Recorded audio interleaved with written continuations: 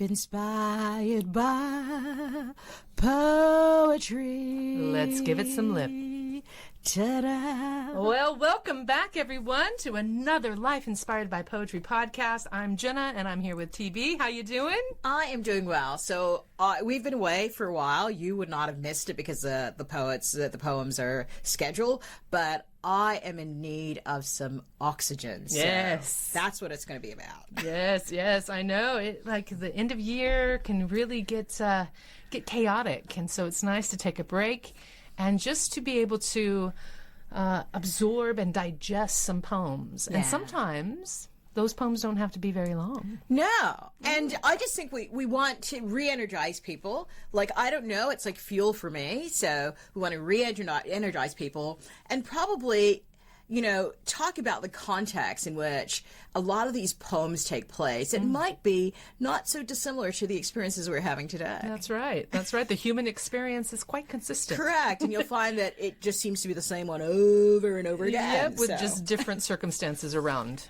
Yeah. So give us a little bit of perspective. So these short ones, I think, are aimed at perspectives and sort of shape our worldview, or at least put it out in the open. and get us to stop and consider. Exactly. I love that. Exactly. That's what I love about poetry sometimes. Sometimes it can just be beautiful and take you on this beautiful journey. Yeah. But other times it can just kind of be like a little punch in the gut, and you're like, that one hit home. It does. and I think that especially as we look at some of the poets that we're looking at, the test of time for me. Yes. It's how long they've been around and how relevant they are. In spite of the journey that we've been on, we seem to have been stuck in the same place. Yeah. So, well, let's get into it. Feed the soul. Let's do it. Well, we're going to start with one by Robert Frost. Now, I think in another podcast we did look at another Robert Frost poem, The Road Not Taken. The Road Not Taken, one of my favorites. That's right. And this is one of his shorter ones, and it kind of goes like this. Some say the world will end in fire. Some say in ice. From what I've tasted of desire, I hold with those who favor fire. But if I had to perish twice, I think I know enough of hate to say that for destruction, ice is also great and would suffice. Wow. Kind of like The Road Not Taken. Yes.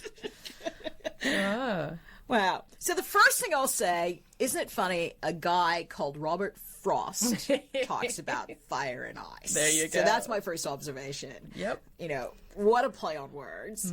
Not intentionally, because he didn't create his last name, but the fact that, when I saw that at first, I thought, wow, I get it. Yeah.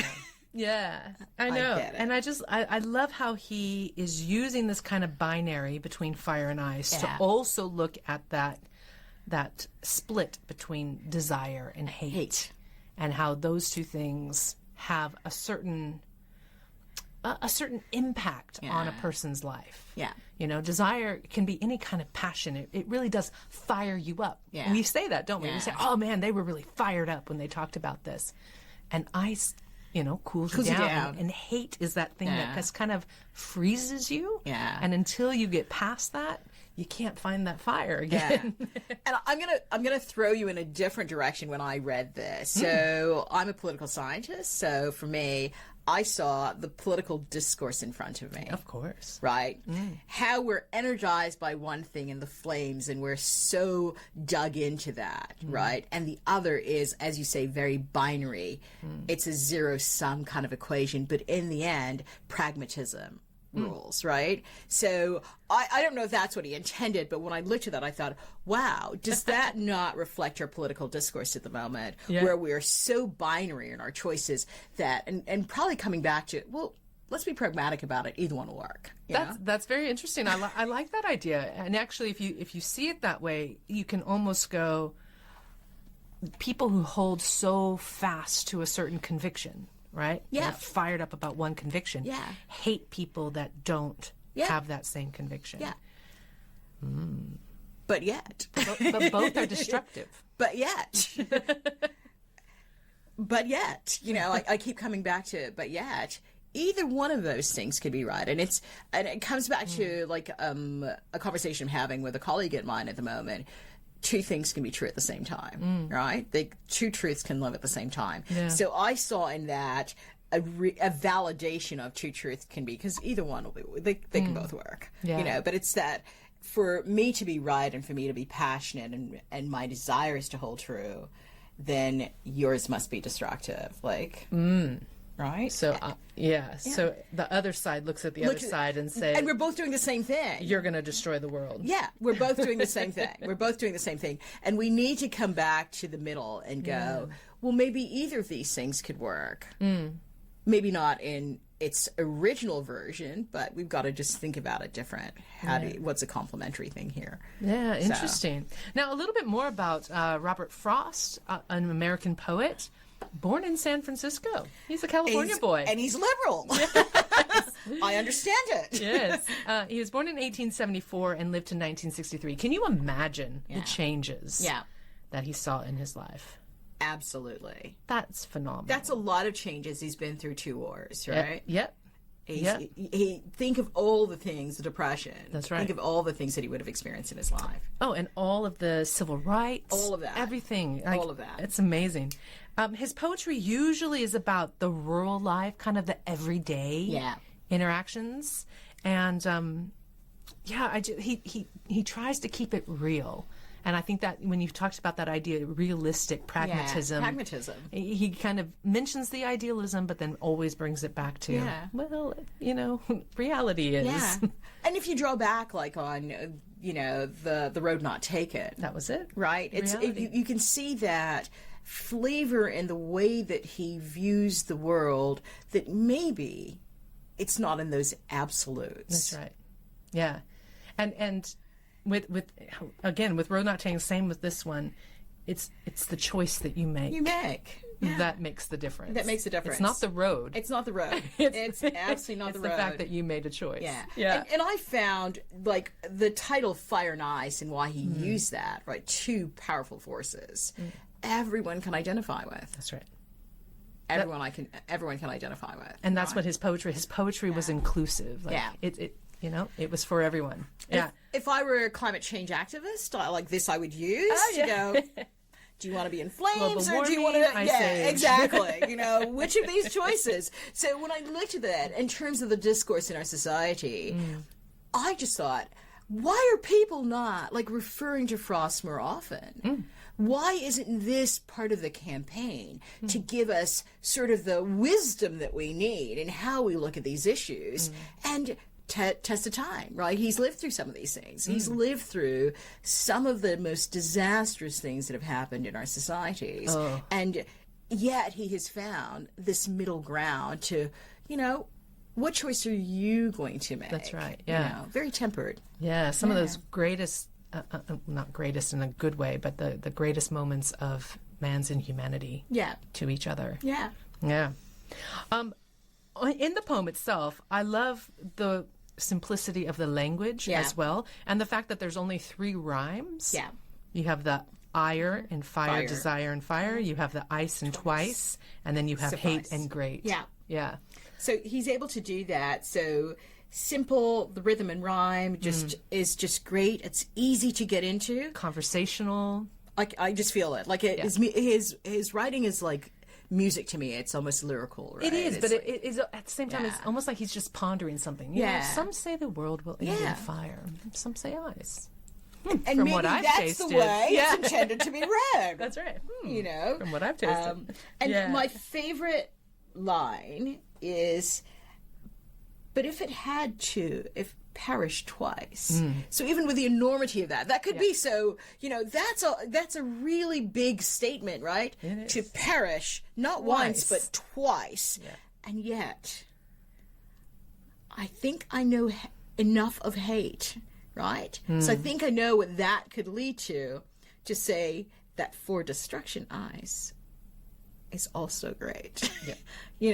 So it's this way of bringing us back to some sort of normalcy, of going, no matter how extreme you might take it, come back to the basic. Either one will be okay. Yeah. If you go too far to the extreme on either side, you're going to end up in the same place. Yeah, that's right. That's right. Yeah, that's good. See, small little tidbit of a piece that has so much relevance and such so much thought-provoking articulation of ideas that Yeah. it's just, they're great. I love these small poems. Yeah, and I think that what's wonderful about this, and one of our desires to bring this more to the public, is that you don't have to have the most complex pieces. The best poets for me are the ones who can make big statements in very few words. That's right. In very few words. It's an art form that is so hard to take profound stuff and simplify it in a way that anyone can get it. That's right. Find that perfect analogy or metaphor That works for people. that also opens up all these different ideas. So like does. fire and ice as metaphors and we've gone into all different directions of what those could be standing in for. Excellent. So I will say, DC Comic, please leave this alone, because I can see then all the movies that they're making this could be relevant to. Leave it alone. I think it stays well on its own as we are now. Marvel and DC, this is not for you. This is for the public. This is for the public. That's right. That's right. Well, let's go and let's move to Australia. Yes. And let's look at Michael Leunig. Normally, Leunig is known for his cartoons. He's a cartoonist. Yeah. Very interesting artist in a lot of ways. Artist both drawing-wise, but also an artist linguistically with his language as well. And that's what we're going to see in this one. He was born in 1945 in East Melbourne. Okay. And in 1999, he was awarded as, he was, I don't know. Recognized? Maybe, yes, as a living national treasure. Wow. Yes, by the National Trust. Big shoes. That's big shoes. That's right. Do you have to maintain that, or is it just a one-time thing? Just that year you were, and then Imagine the news when you get it. Well, what are the responsibilities of the world they're placing on me here? I know, you could go into Australia. go into a coffee shop. Oh, excuse me, I am a National treasure. Does that mean I don't have to join the queue? That's right. My coffee comes to me. Well deserved. So we're not arguing about very that. well Very deserved. well deserved. But it is an interesting title to have to shoulder. I couldn't imagine. I'm couldn't either. weighted by just listening to that. Me too. What does that mean? Me too. I know. Interesting. All right. Well, let's look at one of his, How to Get There. Do you want to read this one? I will read this one. Excellent. So Leunig is new to me, so I'm hoping I can do justice to this. Go to the end of the path until you get to the gate. Go through the gate and head straight out toward the horizon. Keep going towards the horizon. Sit down and have a rest every now and again. But keep on going. Just keep on with it. Keep on going as far as you can. That's how you get there. Nice. Wow. Yeah. So this is what we would call free verse. Free verse. Yep. It just doesn't have any rhyme. No No structure. structure. That's right. But the message Exactly. It's about the message. is powerful, right? So can I read it again? I'd love you to. Just Yep, again. just to get it started. So everyone can feel what I'm feeling at the moment. So if you think of your life as all the struggles that you may be contemplating before you take action, this is the best advice. How to get there. Go to the end of the path until you get to the gate.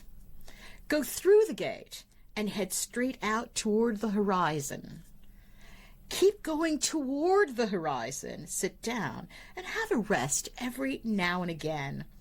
But keep on going. Just keep on with it. Keep on going as far as you can. That is how you get there. So good.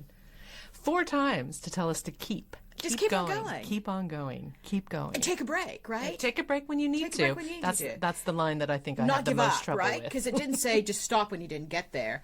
Yeah, Just take a breath every now and again. that's right. And the gate is what opens everything up. So I love the gate and the horizon. The horizon is the optimal thing you're reaching toward. The gate is what you have to open for it to be possible, right? That's right. So I think free form, but yet very powerful. And again, can everyone relate? Exactly. It's the analogies, the Yeah. metaphor of the gate. Absolutely. The gate is not literal. Yeah. It's figurative. Yeah. Whatever gate that is for Yeah. you, that you just keep thinking, someday I'll go through that. Yeah. Open that thing wide. And take that first step. and keep going. And the horizon is the place you want to get to, right? right. We can all see it. It's out there. Yeah. But it's within reach. Yeah. Yeah. But it's within reach. It is. It Very is. powerful. I think he should be rewarded that twice. That- Recognized because Living it's national living, treasure. Yes. living national treasure, Yeah. and well deserved. Very. And I wonder to what extent, like I don't know much of his work, but I wonder to what extent this mirrors like his work. Well, maybe we'll have to do a deep We'll have dive. to, yeah. I think that would be nice to go and explore to Yeah. see to the extent of this, because I take it from this, it's about the persistence that we have to do to persevere, like. Yeah. Like, it's about what keeps you going, how would you endure, all of those things. And I could almost visualize what I think Yeah. his cartoons will be like, but I need to go back and look. And he's a Melbourneite, so, you know, he's got to be a good person, doing really wonderful things in a great city and being, you know, inspired by Melbourne itself. But it, you know... It's lovely. It's really lovely, and it's doing, and I think it's relatable. Like You with might the actually know some of his drawings, I would imagine. All right. Pause. I'm going to look things up. So while she does that, I will say that I'm usually not a free verse person, but this is one of the ones that I really love. Because a lot of times for me, poetry has What don't you like? What does free verse not normally do for me? I need a rhythm and a rhyme that I sometimes don't get from that. And I am a creative, but I like structure to some degree. So, and yeah, I don't know. I can't say that I hate it. I just say it's not something I gravitate toward. So. some of these? Oh, Here's I some do of his know. drawings. I do know. Yes. I do know. I do know. And if you look at his drawings, it's very much about that. Exactly. Oh, wow. Yeah. Yes. Yeah. My apologies, Lunig. I do know your work. Yeah. Very, very Lost in the iconic. moment. Yes. Very iconic. Always people going somewhere. Exactly. They're always on a mission. They're doing. So what he's done is given the narrative to the art. That's right. Oh, beautiful. Yeah.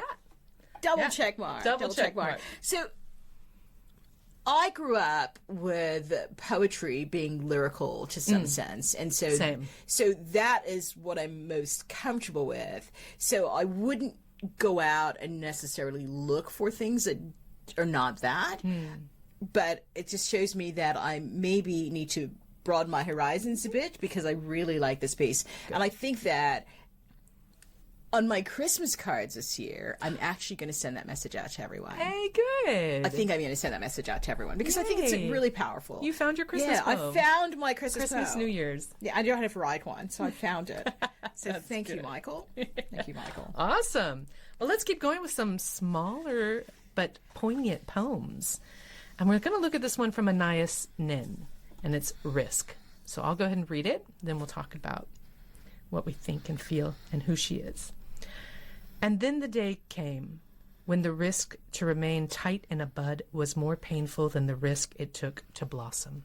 Wow.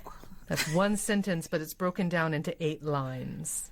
Let me just read it one more time. And then the day came when the risk to remain tight in a bud was more painful than the risk it took to blossom. Again, that metaphor. Wow. But also the relevance. That's what we were saying. Like, in these small poems, they can hit on something that's so poignant to the human condition in so few words with just that right metaphor or analogy. It's a fear that keeps us in this place. Yeah. The fear of unleashing this beautiful blossom because it is unknown and it's uncertain. Yeah. Wow. But at some point, that fear will become too painful. Too painful. And you have to. You have to. Yes, you have to. You have to. So it's better to do it earlier, sooner rather than later, right? The sooner you get there, the less pain you have to endure. Let's do these two together. Yeah. So if you do Anais Nin first to tell you there is something you need to blossom, and then Absolutely. take Lunig to say open that gate, let's do it. Let's do it. So as thematically, wow, I didn't even see this, but it's a journey. It right? is a journey I'm taking us It's a journey. on. It's a journey that we're taking on, and probably we didn't design it that way. It just happened, and it just tells you the power of poetry, doesn't it? And for each of us, we will see it in a different way. Oh, definitely. We'll see it in a different way. So it's, regardless of the poet, regardless of the poem, it is contextually appropriate no matter who you are and where you are. That's right. You can be inspired by it. Yeah. There's something in it to inspire all of us. True. Yeah. Yeah. So a little bit about Anais Nin. Born in France in 1903 and then immigrated to America in 1914. She was influenced by that surrealist movement. Yep. You know, so everything. Too much for me most of the time. Not quite pinpointing exactly what it is, but speaking around it. She did study psychoanalysis, which I think is what we see a little bit in this poem here. Yeah. Yeah. I can really see that. Thinking about the mental inhibitors. Correct. That prevent us from taking that next step, from coming outside of our fear. Less Freud. Yeah, that's right. Yes. And she's more famous for her diaries, really, and a little bit of controversy. Yeah. At the end of her life, a posthumous diary was released that was quite erotic in nature. Today would be reality TV, let's face it. Yeah, probably. And for the time, it was a little risque. Yeah. Yeah. And maybe this has a lot to do with even that writing, you know, that here she was in that erotic state and wasn't really, she's a woman in that period. That doesn't would not be allowed at all. I mean, can you imagine the conversations at the dinner table of what she was doing? And yet, at some point, it was she was saying, that's too painful. I can't be that's who she is, you know? Yeah. And today would be celebrated. High five, you know? And that's interesting, too, that idea of the bud is something that's being constrained. You can't see the beauty in it. It needs to flourish. Yeah. And so, that's definitely a key analysis of that, that moment as well. Could be something personal in what she was experiencing and came up with that idea to talk about it. Could be more general about fear. Yeah. But anything. Yeah. And that's what I love about poetry again. Yeah, again. You know, so we can know about the author's life and we can even know about their intention. Yeah. Like what they wanted to do with this poem. But ultimately, the reception does not depend on the author's intention. At all. At all. We will get out of it what we want to get out of it. Exactly. We will. And it's a living thing, poetry. Yeah. All written languages, because it will always have with it a dual layering. Well, maybe more than two, but a layering of meaning, depending. Because I've read things that when I read it when I was younger had one implication for me. Then I read it again in older years, and I just went, "What?" Yeah. No, that's it opened up my mind in a new way. Yeah. So it's living. I guess it gets into it evolves with us. I guess, Does the text itself carry the meaning, or do we bring the meaning to the text? I think, but I'm in the latter. I believe we bring the meaning to the text. A little of both, maybe. Yeah. Because it has to be there first to trigger something. It does, but what it triggers in us is something that's within that. There is no way the poet would know that, but it's anticipated in the writing that this could be either or. That's right.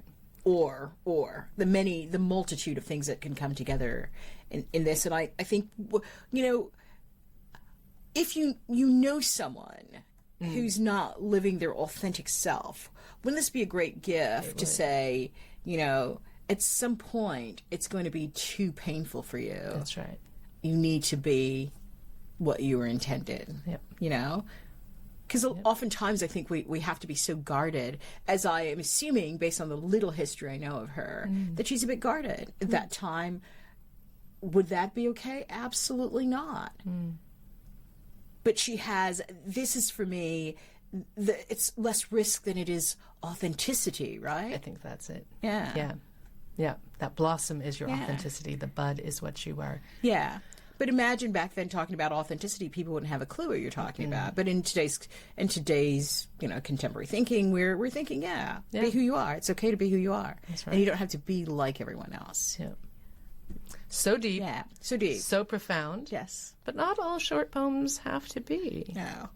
They can be fun as well. Let's look at one from one of your favorites. My I favorite. believe. So, next to poets, comedians are my favorite people. Yeah.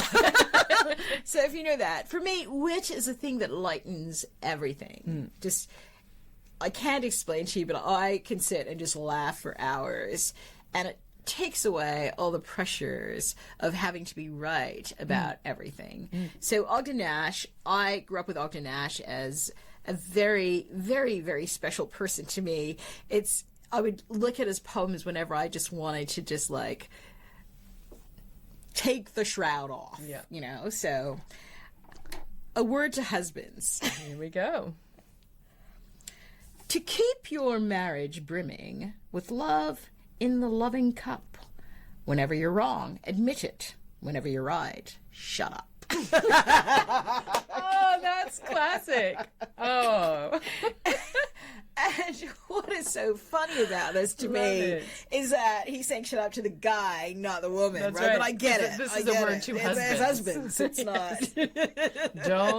not. When you're right, just go, Do you want to stay married or not? But like, I don't know how much, like, how aware we are of who he is. Again, an American poet, born in 1902 from New York. But he's known for his light verses. And if you look at Ogden's work, another thing that I think many of us know, but I don't know that we will attribute it to Ogden Nash is, you know, candy is dandy, but liquor is quicker. Oh, right. Yeah. You know what? Doing the bottle shop's a lot of good. I think we need to do a deep dive. We do. Next episode, let's do a deep dive on Ogden. I think so. And I think that it's what he brings to the table that is so different than a lot of people, is his ability to carry the wit throughout. Yeah. Like, short or long, it's just witty. So there's not much to say about Ogden besides we all can identify with what he's saying, and he just is very clever with his wit. Taking one of the classic jokes. It is. About marriage and finding a nice, interesting way to put that into a poem. And I think he's the dinner table conversationalist, where the things that you say to family and friends every day, and you know, it's just it's wisdom. It's wisdom. So it is. Oh, I like that. And if you look at it, I mean, yes, it's short, but it still has quite a few poetic devices in there. You have the anaphora with whenever you're. Yeah. And you have love and loving in the one line, which is a polyptoton. Yeah. So, I mean, even in these short poems, we could go through and I could show you the poetic devices that are being used. Technical thing about it. Exactly. The technical thing that gives it a little bit more of that oomph and can do more in those short lines. Yeah.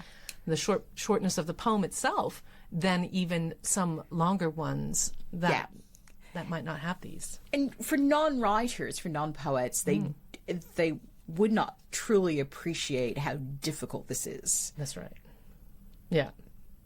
That's right. Some things can happen naturally. Yeah. And you know, you're just like, oh, I like that. I'm gonna start that sentence again, and then you don't realize, oh, I've used anaphora because I'm starting the sentence the same way. But sometimes you go back and you actually craft it to have those moments that really resonate an idea. And that's so. When I sit down to write, I will have the devices I plan on using. Oh, nice. I do. Yeah. I do. So I would love to say it just flows freely, but it doesn't. I have the devices I have to do.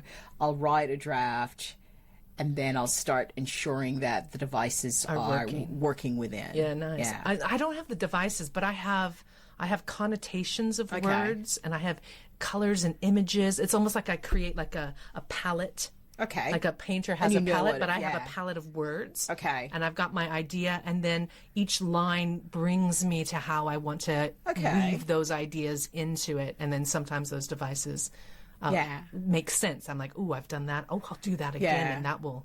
Yeah. But that's interesting. Yeah. So I really get into the form and look at the to become a technician as a poet. Is that to ensure, because when I always think about when someone reads this and they're going to examine my work. What are they going to say? Yeah. What are they going to say?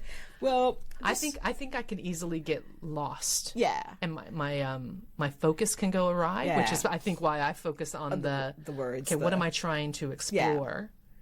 And Yeah. then What's a picture? yeah, what's my picture? Yeah. So it's interesting. We're all different. Yeah. We're all different that way. That's good. Well, I hope you have enjoyed this as much as I have So enjoyed much. this. So much. I have enjoyed this. This is it's one of my favorite times that we get to have together, and I love looking at poems. I had more for us this week, but we're going to save them Yes. for another time. Yes. So we're invited back to the party, I'm assuming. Yes, let's do this again, and I hope everybody joins us again too. Yeah.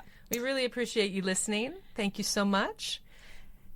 And gift a few of these words to people you love. That's right. I think that poetry is to be shared, it's to be explored, it's to be experienced, and certainly, breathe it in, And exhale it out. oxygenate yourself, and then exhale whatever's left. That's right. Okay. That's right. All right, everyone. Well, thanks again, and we'll see you next time.